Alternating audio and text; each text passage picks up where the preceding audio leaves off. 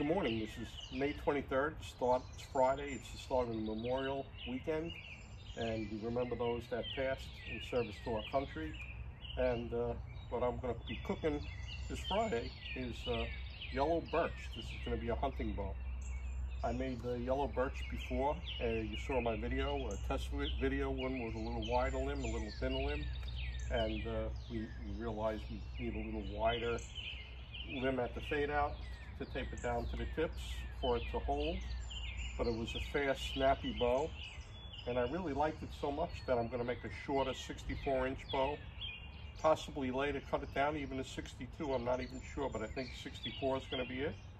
I have my fire hardening expandable gutter jig here. I've set the back set, fire hardening back set jig up here, so I'm able to contour the coals with the taper of the bow limbs. There's foil lining in there, so the foil I can build up on the ends, and also when you clean up, you just hold the bag on the end after the coals are out, like 2 days later. You just slide everything into the charcoal bag, and it's easy cleanup. So now that we have the right width of this slidable gutter, this adjustable gutter, we're going to take this off and light it up, and we're going to cook the yellow birch. And even we're going to watch the color. Time isn't important. We're going to see. Usually takes 2 hours, but if it doesn't have enough color at that 2 hours, I'll cook it more. So we'll see what happens.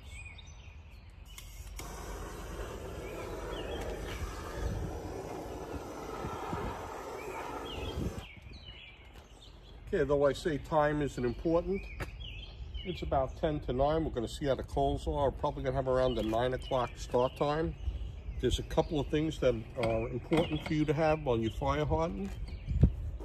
And one of them is a stick, and the other is fireplace gloves. The stick is so you could knock the ash off the coals, and if there's any hot spots, you can lower them, or if there's any low spots, you can knock the ash to them.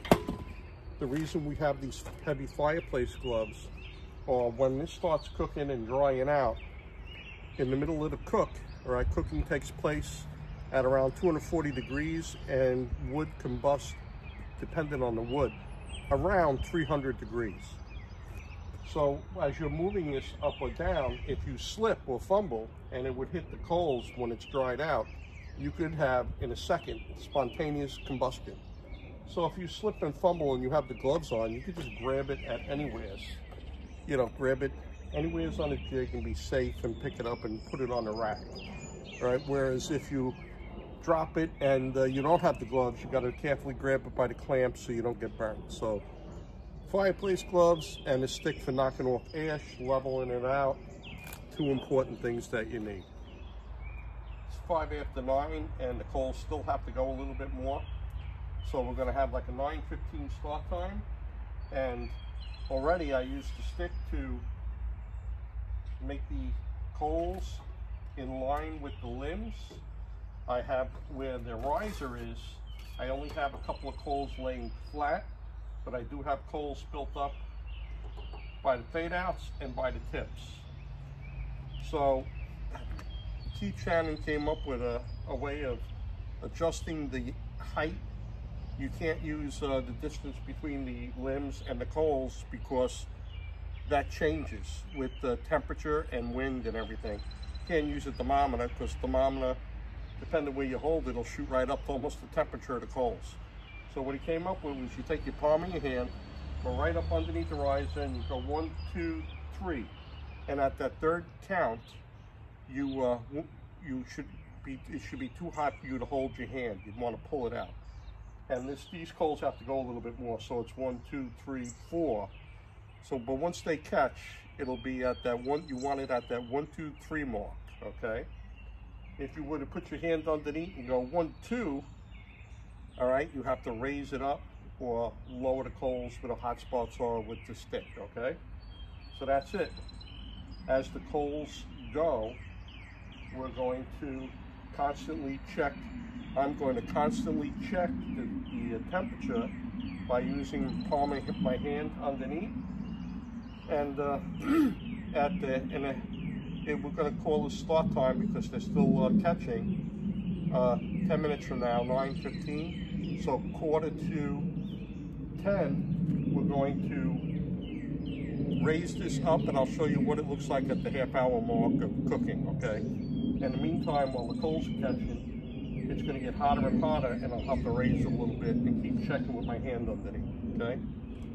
A little early, probably in about 5-10 more minutes, you know, those coals will be up to the correct temperature. One more important thing, very important. You see, when you knock off ash or you just start the coals, there's a lot of smoke. You have to pay close attention that the smoke is coming from the coals and not the limbs. Okay, if the limbs start to smoke, you raise it up. I do keep a spray bottle of water, but I rarely have to use it. Usually you see a little smoke, you put it up, you let it cool down, and you put it down and check the temperature again, okay? But I always do have a spray bottle of water hanging up right next to this, just in case, okay? So pay attention. Coal smoke in the catch is okay, but the wood, no good, all right? See you in a half hour. Okay, we said 9:15 to be like the start time. It's 9:20, but this has been a little higher, and now we got it where it's hot. They're at 3 count. And I want to show you something. I didn't touch the clamps yet, but watch. The wood's shrinking in that short time, and you have to constantly check the clamps to snug them up. You don't want to tighten these really hard because you just want the wood, as the wood gets less water in it and it gets hotter, it gets pliable, and you just want to snug the clamps up. See, one hand just snugging them up. Okay, so about 25 more minutes, we'll put this up. I'm going to keep on checking the temperature, and I'll show you what it looks like. We're at that half-hour mark, and just to let you know, I had turned these clamps a little 2 more times, and then I took the stick, and I already knocked some ash off, you know, to keep it nice and hot. So we're going to put it up. I'm going to show you what it looks like after a half an hour. And then I'm going to vigorously, while it's up, knock some of the ash off, some more ash off, and I'm going to add more coals. So I'm going to shut this off and show you what it looks like on the bottom. From the riser going to the right, we're starting to get some mild color down to the tip. From the riser going to the left, we have mild color all along, including the fade outs, all the way down to the tip. You see we have less coals here where the riser was hanging down. So what I do is I knock all the ash off and I bring it down towards that midpoint. See, and I'm vigorously knocking the ash off so we have coals. Okay, and then I'm going to bring it back up and I'm going to add coals to this to catch, and I'm going to lower the jig down to the correct temperature, and then we're going to have to watch it again.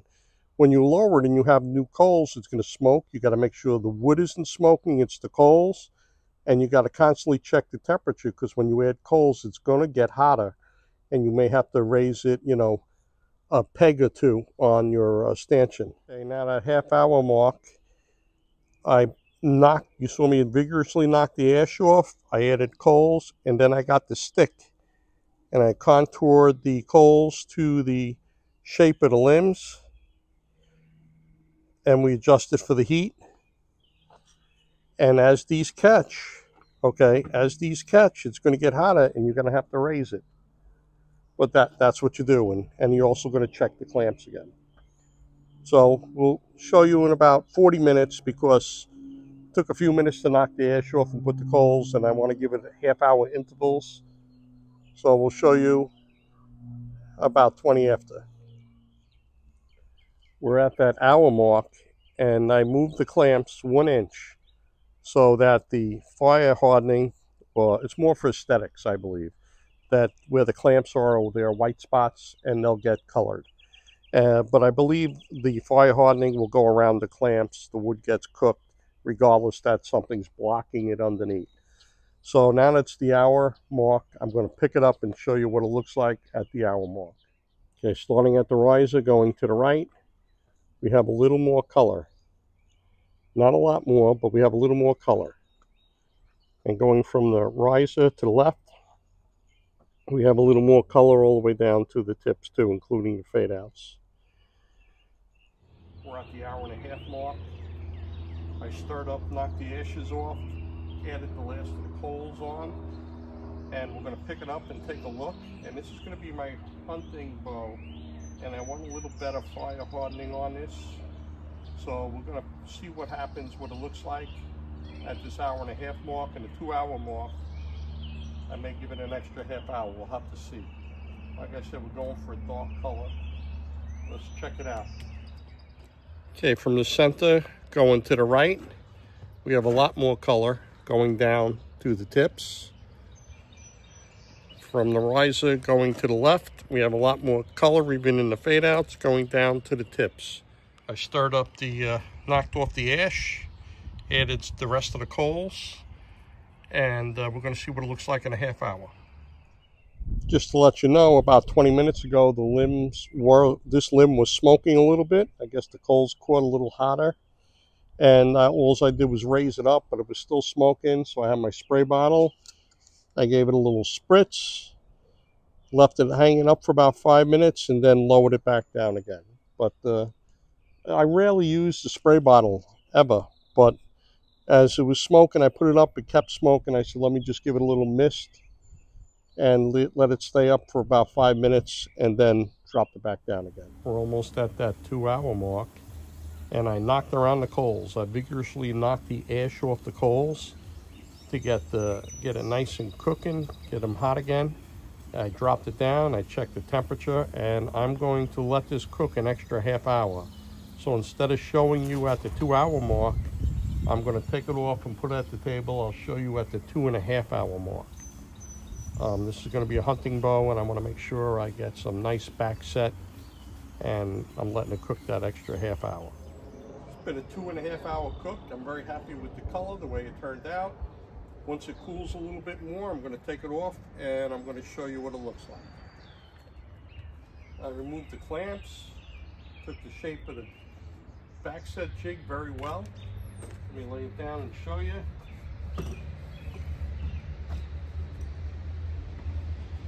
This is the back set. This is what it looks like. Very nice. Let me show you what the underneath looks like. Still a little light in the tips, but we got color all the way down into the fade outs. And that little bit of scorching there, that's going to come off when it's sanded as it's being tilled. And I'm very happy with it. We got a nice wide limb, and I have a smaller hand. I'm going to shape it to a really nice, comfortable grip, like sort of almost like a pistol grip for me to shoot. And very important what the next step is now that this is cool and we took it off the back set jig. And you really can't forget this. This is one of the most important things after you fire harden. I have a rag and water, and we have to hydrate this. And look, you see the water dripping off? We have to put moisture back in this, all right? This is so dry that it's like a potato chip, all right? As Keith Shannon would say, as good as he can tiller, you can't tiller a potato chip. So throughout this evening, I'm going to be hydrating this just like this with this soaking wet rag, putting moisture in. Now, if you think that, well, I thought the whole idea of fire hardening is to get moisture out. Well, it changes the cellular level of the wood, and it does make it a little more waterproof, okay? But you can still put in a little water. It'll maintain, like maybe even after it's soaking wet, you know, 8% or so. And I guess it depends where you live too for the, you know, amount of humidity. But Give it a good soak, and even if you use a heat treat with a heat gun, and you give it a good heat treat, do yourself a favor.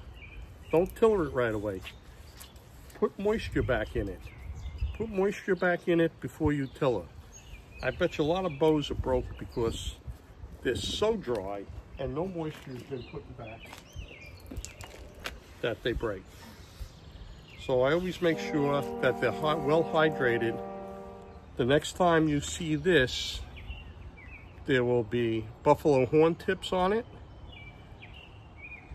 And we will be by the tillering tree. We'll be tillering this. That's the next video. So every day you wake up, it's a great day. My yellow birch hunting bow, fire hardening day is over. And the next video will be tillering my yellow birch hunting bow and shooting it.